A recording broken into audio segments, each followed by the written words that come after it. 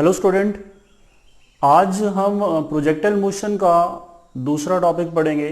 मतलब जो हमने लास्ट लेक्चर पढ़ा उसी को आगे कंटिन्यू करेंगे। जो कुछ उसमें कंसेप्ट और कुछ न्यूमेरिकल रह गए हैं उनको आज इसमें हम कंप्लीट करेंगे। बट उससे पहले यहाँ पर मैंने पढ़ाया क्या था, मैंने आपको रेंज पढ़ाया था इन प्रोजेक्टाइल मोशन। तो रेंज में हमने बोला था range is a horizontal distance. मतलब हमारे पास ये है कि अगर हमने ये एक्स वाई प्लेन बनाया और यहाँ पर ऑब्जेक्ट को थ्रो किया तो इसमें ये क्या था, रेंज था। अब रेंज को हमने यहाँ पर निकालना है मैक्सिमम रेंज। तो मैक्सिमम रेंज क्या होता है कि हमारे पास रेंज का फॉर्मूला जो हमने निकाला था वो था R is equal to u square sine 2 theta upon g. This is a formula of the range. Okay, अब इसको हमने मैक्सिमम करना है। अब हम इसमें यहां पर ध्यान से देखें ना तो रेंज जो है ना वो डिपेंड कर रहा है as such p square sine 2 theta पर, क्योंकि थीटा यहां पर वेरी कर सकता है। क्योंकि हम जब किसी चीज को फेंकते हैं ना तो वो अलग अलग एंगल पे थ्रो करते हैं। जैसे हम बैट से बॉल को हिट करते हैं, 6 लगता है तो हर बार एंगल अलग अलग बन जाता है। तो एंगल अगर अलग अलग होगा तो ऑब्जेक्ट उतना ही अलग अलग डायरेक्शन में, मतलब अलग अलग जगह डिस्टेंस पे जाके गिरेगा। तो रेंज उसका अलग अलग होगा। तो रेंज मैक्सिमम कब होगा, तो इस इक्वेशन के अकॉर्डिंगली हम ये कहेंगे कि range will depend upon the sine 2 theta. और हम यहां पे बोलेंगे कि हियर साइन 2 थीटा मैक्सिमम अगर होगा तो रेंज भी मैक्सिमम हो जाएगा। ठीक, तो इसको अगर हमने मैक्सिमम करना है तो थोड़ा मैथमेटिकली जाएंगे कि maximum value of the sine is +1। ये मैथमेटिकली आपको पता है कि साइन की मैक्सिमम वैल्यू +1 होती है और मिनिमम वैल्यू -1 होती है। अब साइन 1 कहां पर होता है इन ट्रिग्नोमेट्री, तो हम यहां पर इसको कंटिन्यू करें तो साइन 90 पर हमारे पास साइन 90 पर 1 होता है। तो साइन और साइन कट जाएगा ट्रिग्नोमेट्री में, तो ये 2 इसको काटेगा। तो 2 इसको जब काटेगा तो 90 को 45 से काटा जाएगा 2। अब बचा आपके पास क्या, थीटा इक्वल टू 45 डिग्री। देख लो साइन कट गया, 2 ने 90 को कट किया तो 45। Hence 45 degree is that angle जिस पर ऑब्जेक्ट सबसे ज्यादा दूर जाके गिरेगा। तो ये एंगल हम कह सकते हैं कि यहां से जब हमने प्रोजेक्ट किया ना तो ये एंगल अगर 45 है, मान लो अगर ये होता तो ये रेंज क्या होता, मैक्सिमम हो जाता, सबसे ज्यादा दूर जाके गिरेगा। अब ये रेंज मैक्सिमम कितना है तो हम क्या करेंगे, इसी वैल्यू को यहाँ डाल देंगे। तो इस वैल्यू को आप यहाँ सब्स्टिट्यूट कर दो या फिर आप साइन 2 थीटा को डायरेक्टली 1 रख दो।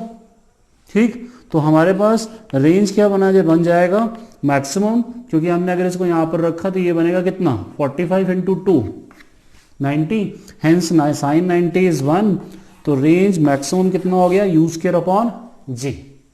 तो ये एक फॉर्मूला है जिसको आप याद कर लेंगे।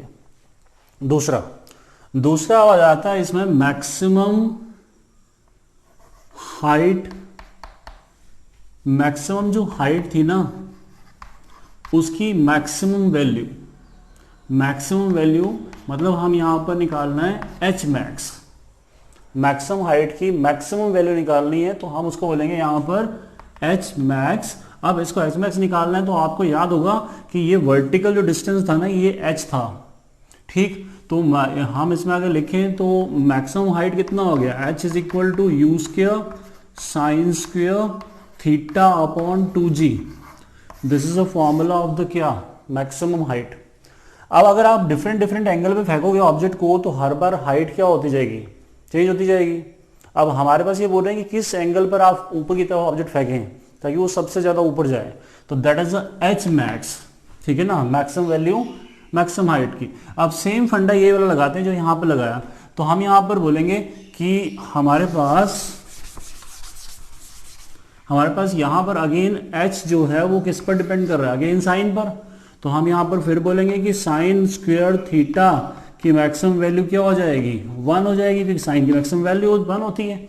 अब अगर इसको 1 रख देंगे तो हम यहां पर बोलेंगे ये कहां होता है, ये साइन मैक्सिमम कहां होता है, तो साइन मैक्सिमम हमारे पास कहां हो जाएगा, 90 पर।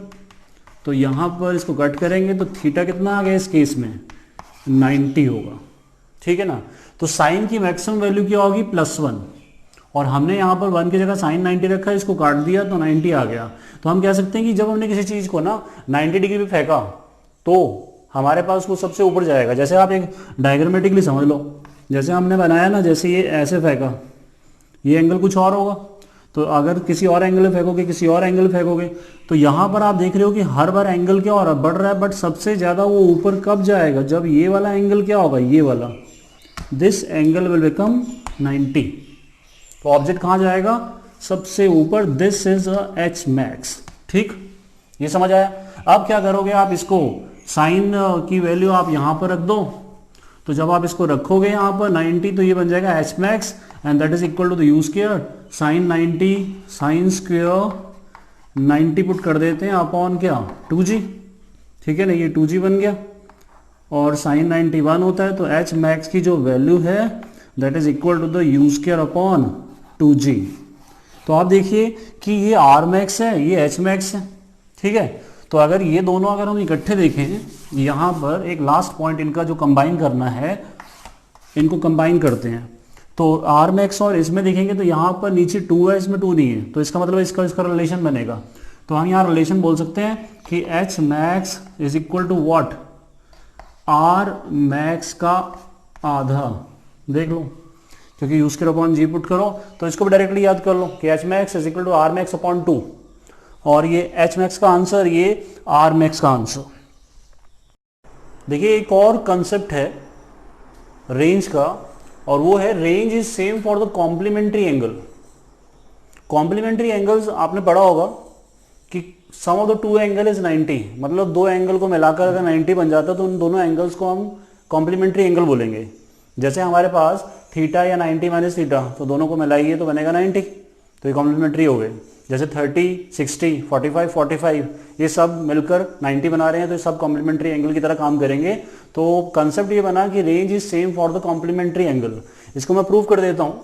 जैसे यहाँ पर मान लीजिए कि मैंने डायग्राम बनाया कि एक ऑब्जेक्ट को इनिशियल वेलोसिटी u से फेंका, तो ये इसकी रेंज मान लो r1 है पहले वाले की, और इस वाले का एंगल क्या मान लेते हैं, थीटा। ठीक, तो R1 बोला तो रेंज R1 कितना होगा, रेंज का फॉर्मूला डायरेक्ट लिख दो, you square sine 2 theta upon क्या जी, ये तो आंसर है डायरेक्ट इसका। अब बोला है कि दूसरा एंगल ये है, तब भी रेंज सेम होगी, तो दूसरा एंगल ये वाला मान लेते हैं। ये जो हमने फेंका ऑब्जेक्ट को, ये जो ऑब्जेक्ट को हमने फेंका, अगेन ये 90 माइनस थीटा ही होगा। ठीक है, बस इसमें कंडीशन है कि इनिशियल वेलोसिटी क्या है, दोनों की सेम होनी चाहिए, इसकी भी और दूसरे वाले की भी। अब 90 माइनस थीटा में रेंज मान लेते हैं कितना है, R2 है, तो हमारा आंसर ये है कि ये दोनों इक्वल हैं, क्योंकि एक जहाँ से जा रहे हैं और एक ही पॉइंट पर जाके वो गिर रहे हैं। तो चेक कर लेते हैं। तो सेकंड केस में अगर मैं यहाँ पर बोलता हूँ कि R2 कितना है, तो यू स्क्वायर साइन 2 थीटा की जगह क्या आएगा, 90 माइनस थीटा अपॉन जी आएगा। ठीक, अब इसको थोड़ा सा मॉडिफाई कर लो, तो ये 2 को मल्टीप्लाई कर दो अंदर, तो क्या बनेगा, साइन 180 माइनस 2 थीटा बनेगा। कितना क्लियर, अपॉन क्या आ जाएगा जी, तो sine 180 minus theta, sine 180 minus theta क्या होता है, साइन थीटा होता है। तो हमारे पास यहाँ पर साइन 180 माइनस थीटा की जगह 2 थीटा, तो यहाँ क्या आ जाएगा, 2 थीटा आ जाएगा अपॉन जी आ जाएगा। समझ आ गया, इसको नोट कर लेना भाई कि sine 180 minus theta sine theta होता है मैथमेटिकली। ठीक, ट्रिग्नोमेट्री से। तो रेंज आप इसको और इसको चेक कर लो, दोनों बराबर आ गए, तो हमारे पास क्या हुआ कि रेंज R1 और R2 आर इक्वल। इतना समझ आया। तो इसके अलावा जैसे मैं यहाँ एग्जांपल लिख देता हूँ, कॉम्प्लीमेंट्री एंगल क्या होंगे, जैसे मान लो 30 और 60 हो जाएगा, दो 30 पे फेंको फिर 60 पे फेंको, सेम रेंज बनेगा। उसके बाद 45 ले लो, ये तो बराबर ही है। उसके बाद आप जैसे 75 लेते हो तो दूसरा क्या ले लोगे, 15। इस तरह से बहुत सारे एंगल जो 90 बनाते हैं वो कॉम्प्लीमेंट्री एंगल की तरह काम करेंगे। देखिए इसमें एक कंसेप्ट और लेते हैं एनर्जी से रिलेटेड, कि जब प्रोजेक्टाइल मोशन होता है तो हम लोग जानते हैं कि यहाँ पर जब हमने ऑब्जेक्ट को प्रोजेक्ट किया, जो मैंने आपको लास्ट लेक्चर में समझाया, तो उसमें हम लोग जब ऑब्जेक्ट को फेंकते हैं तो ऊपर जाते हुए वेलोसिटी कम होती है, फिर नीचे आते हुए बढ़ती है वर्टिकली, हॉरिजॉन्टल क्या रहती है, सेम। अब यहाँ पर हम बात करेंगे, एक छोटा सा कॉन्सेप्ट है कि eight the highest point of projectile, projectile में हाईएस्ट पॉइंट ये रहा, तो इस पॉइंट पर हम बोलते हैं कि पोटेंशियल एनर्जी क्या होती है, मैक्सिमम, और काइनेटिक एनर्जी क्या हो जाती है, मिनिमम, पर जीरो नहीं होती है। तो ये पोटेंशियल एनर्जी की मैं यहाँ बात कर लेता हूँ। तो पोटेंशियल एनर्जी की अगर बात करें तो फॉर्मूला आप जानते हैं कितना होता है, potential energy is equal to what, mgh, ये सबको पता है। अब यहाँ पर हाईएस्ट पॉइंट, इस पॉइंट की बात हो रही है, तो कितना होगा पोटेंशियल एनर्जी की, अगर हम इसमें फॉर्मूला लगाएं तो h क्या है, मैक्सिमम हाइट है, जो कि हमें पता है फॉर्मूला, वो कितना है, u square sine square theta upon कितना 2g। तो ये जो टोटल आया, this whole will become a potential energy, और ये यहाँ पर मैक्सिमम है, इसके बाद पोटेंशियल एनर्जी हर जगह कम होगी क्योंकि h कम होगा। अब काइनेटिक एनर्जी मैंने यहाँ लिखा, kinetic energy is minimum not zero. यहाँ पर काइनेटिक एनर्जी मिनिमम होती है और at the lowest point origin पर काइनेटिक एनर्जी क्या होती है, मैक्सिमम। अब ऐसा क्यों होता है कि जब हम यहाँ पर पहुँचते हैं ना, लास्ट लेक्चर को आप एक काम करिए कि आप लास्ट लेक्चर को देखिए, फिर इस लेक्चर को देखिए, दोनों इकट्ठे देखेंगे तो आपको क्लियर समझ आएगा। तो इसमें वर्टिकल वेलोसिटी क्या थी, जीरो, और हॉरिजॉन्टल वेलोसिटी क्या थी, constant, and that is equal to कितना, वो आ जाएगा आपके पास u cos थीटा। तो वर्टिकली वेलोसिटी कुछ कम हो जाती है, सॉरी हाईएस्ट पॉइंट पर वेलोसिटी कुछ कम हो जाती है, क्योंकि बाकी सारे पॉइंट में क्या होती है, वर्टिकल और हॉरिजॉन्टल, वर्टिकल और हॉरिजॉन्टल दोनों होती है। तो वेलोसिटी ज़्यादा होगी तो काइनेटिक एनर्जी, स्पीड ज़्यादा होगी तो काइनेटिक एनर्जी उतनी ही ज़्यादा होगी, ठीक। तो यहाँ पर हमारे पास सबसे कम मानेंगे तो हम बोलेंगे आंसर कितना है, kinetic energy at the highest point हमने बोला मिनिमम, तो फॉर्मूला कितना होता है, हाफ m v स्क्वायर, और v कौन सा, हाईएस्ट पॉइंट वाला, वो सिर्फ कॉस है। तो यहाँ पर अगर हम वैल्यू पुट करें तो kinetic energy is what, u square cos square theta. तो this is the kinetic energy minimum at the highest point and potential energy maximum. और अगर टोटल एनर्जी की बात करें तो इन दोनों को आप ऐड करिए तो हमारे पास टोटल एनर्जी का जो आंसर आएगा दैट इज अ कांस्टेंट, क्योंकि according to the law of conservation of energy total energy हर जगह कंजर्व रहती है, ठीक। देखिए अब इसमें जो हमने टॉपिक अभी पढ़ा, कंसेप्ट जो पढ़े, उससे रिलेटेड अब न्यूमेरिकल करते हैं कुछ। तो न्यूमेरिकल लिखा हुआ है, a cricket ball is hit by a bat at an angle 45 degree to the horizontal with the kinetic energy k, find the kinetic energy at the top of the projectile. Question ये है कि हमने एक object को 45 degree पर project किया, ठीक है, और यहां पर स्टार्टिंग में जहां से हमने इसको प्रोजेक्ट किया, जिसको मैंने कहा था इसको बोलते हैं पॉइंट ऑफ प्रोजेक्शन, ठीक। तो यहां से जब प्रोजेक्ट किया तो यहां पर उसकी काइनेटिक एनर्जी का नाम है k। तो पूछते हैं कि ऊपर वाले हाईएस्ट पॉइंट पर काइनेटिक एनर्जी कितना होगी। तो आंसर इसका आंसर जैसे मान लीजिए ऑप्शन है k/2 या k/3 या k/√2, इस तरह से कुछ आंसर्स हैं इसके चार। तो एक आंसर आना चाहिए, मतलब इसी फॉर्म में आंसर चाहिए। तो हम क्या करेंगे, यहां पर मान लो कि हमने इनिशियल वेलोसिटी u से प्रोजेक्ट किया, क्योंकि वो दिया नहीं है, तो स्टार्टिंग में हमारे पास जो काइनेटिक एनर्जी हो जाएगा वो हो जाएगा हाफ m u स्क्वायर, ठीक, क्लियर हो गया।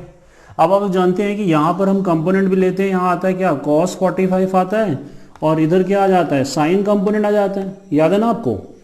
अब हाईएस्ट पॉइंट पे चलते हैं, तो यहाँ से हम जब जाते हैं तो हाईएस्ट पॉइंट पर अभी हमने बात की थ्योरी में कि हाईएस्ट पॉइंट में यहाँ पर वेलोसिटी क्या होती है, u cos, क्या जो भी दिया हुआ है, कौन सा, यहाँ पर u cos 45 आएगा जो कि हॉरिजॉन्टल वेलोसिटी है, और वर्टिकल वेलोसिटी हाईएस्ट पॉइंट में क्या होती है, 0 होती है। तो हमारे पास यहाँ पर अगर हम देखें तो हाईएस्ट पॉइंट की काइनेटिक एनर्जी की बात की है, टॉप पे लिखा है, ठीक बच्चों। तो kinetic energy at the top पे अगर चलते हैं तो काइनेटिक एनर्जी को हम मान लेते हैं कि हमारे पास जो काइनेटिक एनर्जी है ना, काइनेटिक एनर्जी मान लेते हैं k डैश है, ठीक, नाम दे दिया कुछ भी। अब काइनेटिक एनर्जी को फॉर्मूला लिखना चाहें तो हम क्या होगा, काइनेटिक एनर्जी हमारे पास होगा half m is the mass of the ball जो हमने थ्रो की, और v स्क्वायर, क्योंकि kinetic energy half m v square होता है, ठीक। अब हमारे पास यहाँ पर कौन सा v आएगा, जो इस पॉइंट पर v होगा, और यहाँ पर ये है ही नहीं, तो सिर्फ कौन सा है, vx। तो यहाँ पर क्या आएगा, vx स्क्वायर आएगा, और अगर हम इसमें vx स्क्वायर को पुट करें तो कितना आएगा, half m u square cos square, angle कितना दिया है, 45, ठीक है। तो cos square 45, cos square theta क्या होता है, अगर हम इसमें देखें तो ये u स्क्वायर और कॉस स्क्वायर 45 है, तो 45 इज 1/√2, √2 का स्क्वायर, इतना क्लियर। और इसको मैं यहाँ लिखूँ तो ये आ जाएगा हाफ एम यू स्क्वायर, और इसको अगर लिखें तो कितना आ जाएगा, ये हाफ ही आ जाएगा, √2 स्क्वायर होगा तो 2 आएगा। और अगर इसमें ही ध्यान से देखो ना तो ये वाला हिस्सा अगर आपको दिख रहा है तो भैया यहाँ देखिए ध्यान से, बोर्ड में ध्यान से देखो तो ये कितना, ये के है। तो हमारे पास अगर ये के है तो मैं आंसर यहाँ लिख रहा हूँ भाई, यहाँ देख लेना। तो आंसर यहाँ आ जाएगा के डैश इज इक्वल टू कितना, के अपॉन 2। This is answer. मतलब काइनेटिक एनर्जी ऊपर जाके कम हो गई, क्योंकि यहाँ पर के है तो यहाँ पर कितनी हो गई, k/2। तो अभी अभी मैंने इसमें थ्योरी में आपने देखा कि मैंने क्या बताया कि काइनेटिक एनर्जी ऊपर जाते हुए हाईएस्ट पॉइंट पर मिनिमम होती है, जीरो नहीं होती। तो यहाँ पर अगर के है तो यहाँ k/2 हो गई। तो ये इसका आंसर है। देखिए इसमें दूसरा क्वेश्चन है, grasshopper can jump to a maximum horizontal distance of 1.6 metre, with what speed can he travel along the horizontal if he spend negligible time on the ground? Grass hopper आप लोग जानते हैं एक insect होता है, टिड्डा होता है, उसको देखते हैं हम लोग, को जंप करता है फटाफट। तो उसका जंप करने का तरीका कुछ ऐसा ही होता है, इस तरह से, ठीक है। इस तरह से वो बार बार जंप करते हुए आगे जाएगा। अब जब वो आगे की तरफ जाएगा तो यहाँ पर लिखा हुआ है कि मैक्सिमम हॉरिजॉन्टल डिस्टेंस, इस पे ध्यान दो। मैक्सिमम हॉरिजॉन्टल डिस्टेंस कुछ नहीं होता, ये रेंज का मैक्सिमम वैल्यू है, जो अभी हमने टॉपिक में प्रूव की। तो उसमें हमने देखा कि that is equal to u square upon क्या, जी होता है, ठीक। तो maximum horizontal distance maximum range को बोलते हैं, और मैक्सिमम रेंज कितना है, 1.6 है। ये यू स्क्वायर अपॉन जी, जी को 10 ले लो तो ये आ गया यू स्क्वायर 1.6 इंटू कितना 10। ये पॉइंट इससे हट जाएगा तो क्या बचेगा 16, और यू का स्क्वायर क्या होगा 4 मीटर पर सेकेंड हो जाएगा।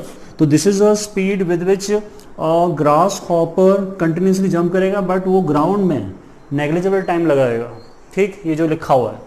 बट इसमें क्वेश्चन में थोड़ा सा और पॉइंट है कि with what speed can he travel along the horizontal. यहाँ देख रहे हैं आप लोग, ये अलोंग द हॉरिजॉन्टल लिखा है बच्चों। अब अलोंग द हॉरिजॉन्टल में देखिए तो यहाँ पर कुछ ऐसा करते हैं, ये यू आ गया, ठीक।